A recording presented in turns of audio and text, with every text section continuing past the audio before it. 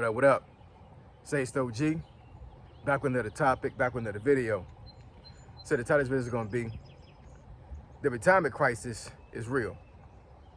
So we're going to talk about it. So admin notes, thanks again to all the subscribers that subscribe to my channel. I endeavor to keep pushing videos out, to give you leverage, to better sales. Let's get into it. So why do I say the retirement crisis is real? So it is June of 2026.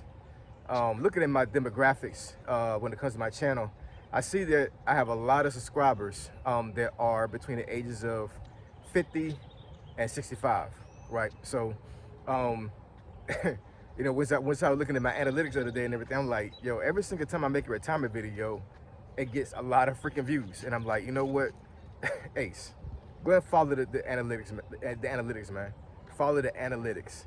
You have an audience base that's older than you, right? So you need to do stuff that kind of caters to them, right? Because they're the ones that watching your channel. So I know a lot of folks that are in that age bracket is really concerned about retirement.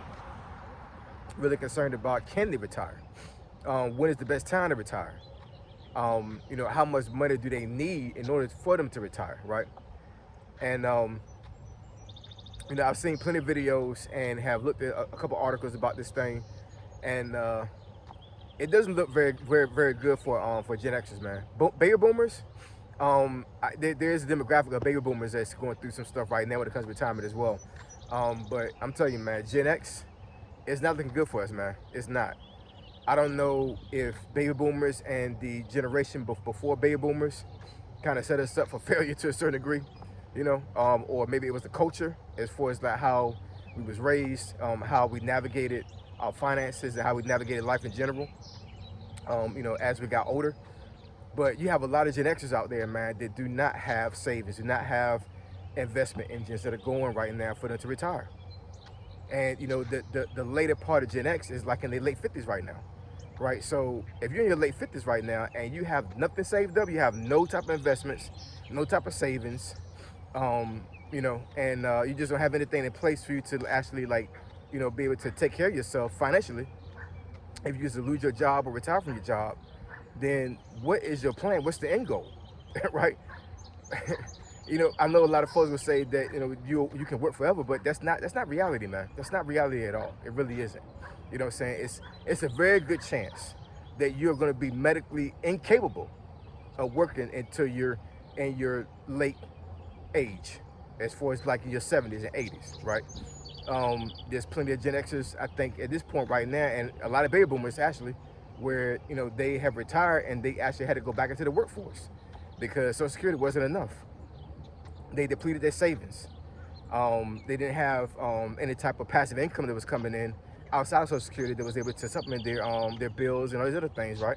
So there's plenty of folks I see, even in this area right now that I live in, where I go to a department store, I go to the mall, I go to even the local Walmart, right? And I see greeters out there, you know what I'm saying? Because, you know, they just can't retire.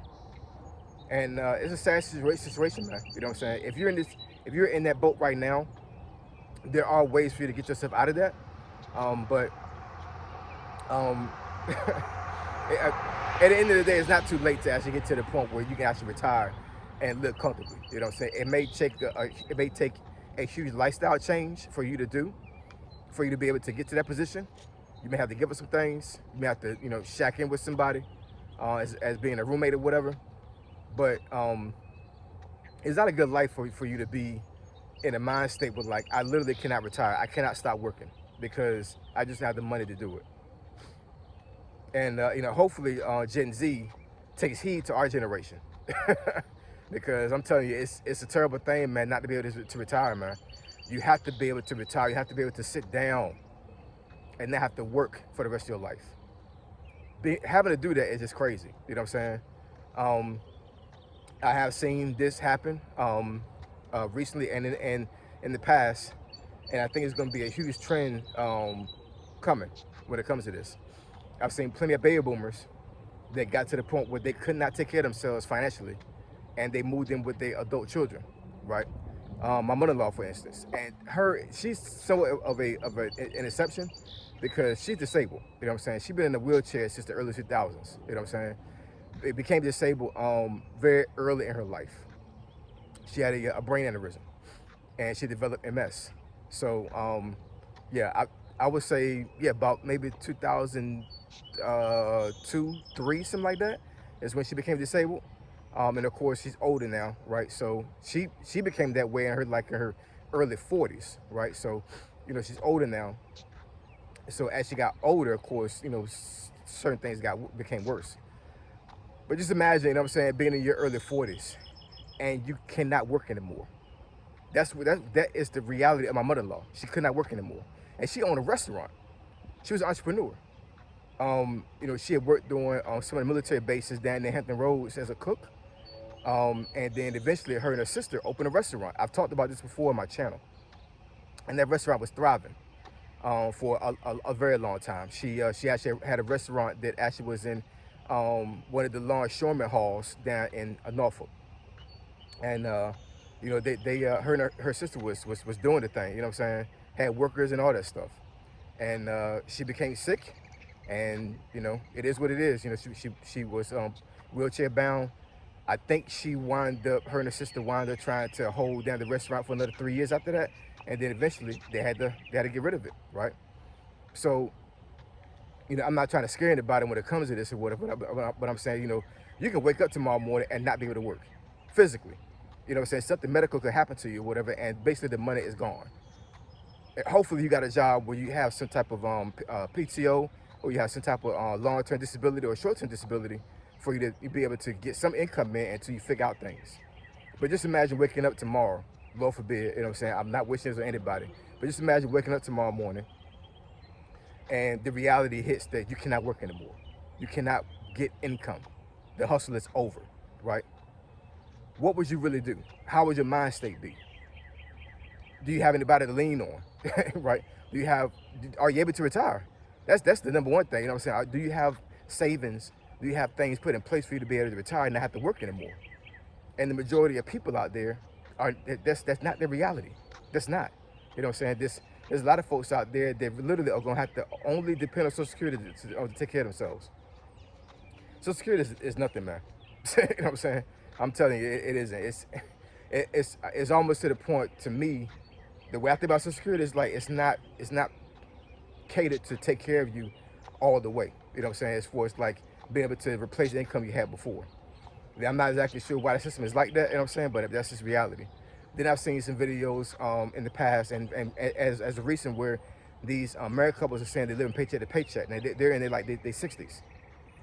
So, I'm not judging them or anything like that, you know what I'm saying? But just imagine, you as a spouse, you both working, right? Regardless of how much money you're making, you know what I'm saying? And you're combining finances to take care of bills. And even with y'all combined income, you guys are still living paycheck to paycheck. Two spouses, a husband and a wife, working, making decent money, paying their bills, and even with two incomes, they still live paycheck to paycheck. So, quite honestly, if they both draw Social Security, it's still not gonna be enough. You know what I'm saying? If they both draw Social Security, it's still not gonna be enough. So, I may make a video and kind of break down some things you guys can do if you're in your 50s right now, that can like get yourself to the point where at least you have some type of nest egg to be able to navigate this thing called retirement. If you're in your 60s and 70s and even 80s, I don't think it's too late. I think there still is a way for you to be able to get yourself out of this thing. You know what I'm saying? But like I said, it's probably going to take a huge lifestyle change. It's probably going to take a huge change in your finances for you to get to the point where you can retire. But I'm telling you, man, I do not want to see, well, folks are going to do what they want to do, you know what I'm saying? But what I'm saying is that, I'm kind of tired of seeing people in their 70s and 80s that are going back into the workforce. Because you're not going to be able to get the job you had as a career, you know what I'm saying? Unless you had like some type of prestigious job, like a doctor or something like that, you know what I'm saying? But if you had a really good paying job and you've been retired for some years and you try to go back into the workforce, who's going to hire you to give you a lot of money? You know what I'm saying? Unless you got some type of crazy skill set that's able to generate a lot of income, you're not going to be able to get a very good job. You know what I'm saying? And what I mean by good job, I mean like something that's going to be able to replace what you had before, right? So you might wind up being a Walmart greeter. And once again, I'm not trying to be disrespectful about Walmart greeters. You know what I'm saying? I show everybody respect. You know what I'm saying? A job is a job. A job is respectful. You getting up in the morning or whatever time you get up, whatever during the day to go to work, that's a respectable thing to do. You know what I'm saying? You get up, you take care of your responsibilities. So these folks out there that are Walmart greeters, you know what I'm saying? You need to shake their hand or give them a fist bump or at least greet them. You know what I'm saying? Greet them back. Let them know how you appreciate them. Because, you know, them folks out there that are Walmart greeters, they might be folks that absolutely have to be a Walmart greeter to survive. And it's crazy because I know they're not getting paid that much, respectfully, you know. So man, yeah, man, the retirement crisis is real, man. It is. There's gonna be a lot of Gen Xers that are not gonna be able to retire, and then have to literally face the reality that they may have to try to work for the rest of their lives. And I say try very lightly, because as you get older, your body is gonna be like, hell no, I cannot work anymore. You know what I'm saying? That's just the reality of things. Being in your 80s and have to actually work to survive, hard work, you know what I'm saying? It's crazy work. It is. So once again, it's word to the wise, man. We need to get ourselves together, and we need to figure out a way to be able to retire and not be in a crisis once we get to a certain age. So I appreciate y'all. Love y'all.